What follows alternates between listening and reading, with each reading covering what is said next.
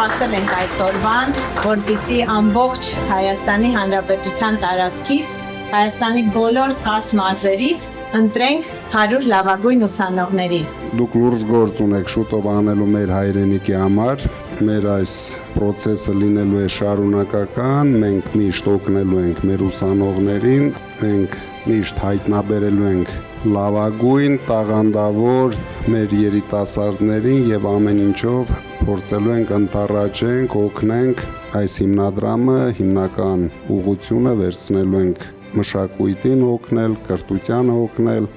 Սարգիս Կարապետյանի հիմնադրամը։ Քանի որ դուք գիտեք երևի ով է Սարգիս Կարապետյանը, հայրս է, ինքը 50 տարի դեռավել մանկավարժ է եղել եւ ես դրանով ուզում եմ ինչ-որ ձևով շարունակեմ իր գործը։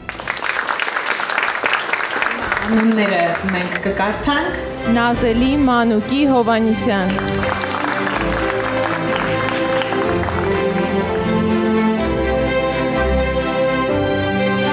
Աշոտ Նարեկի Ներսիսյան,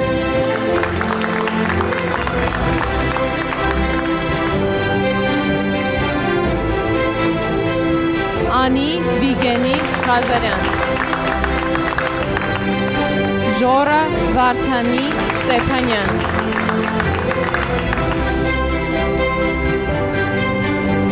Հայաստան Արկադի Գրիգորյան,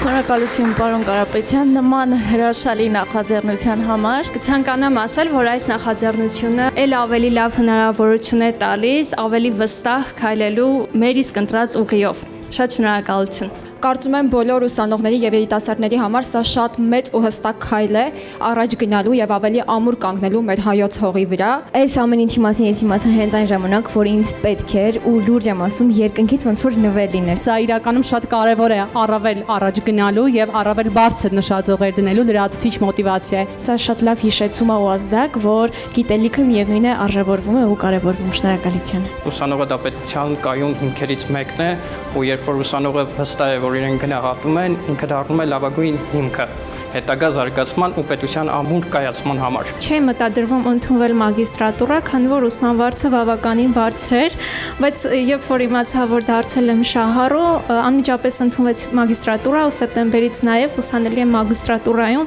Շատ շնորհակալ եմ նման հնարավորության, նաև նման նախաձեռնության համար։ Դուխով գնացեք առաջ։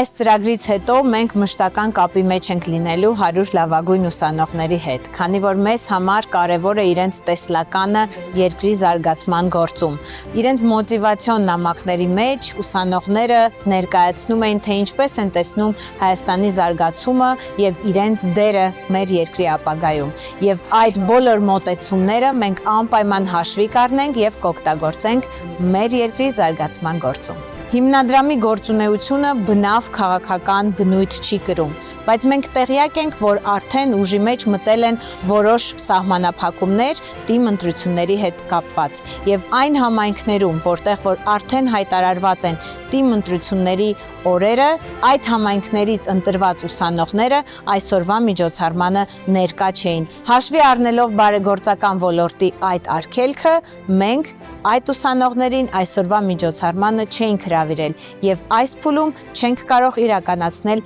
իրենց ուսման վարձի փոխհատուցումը։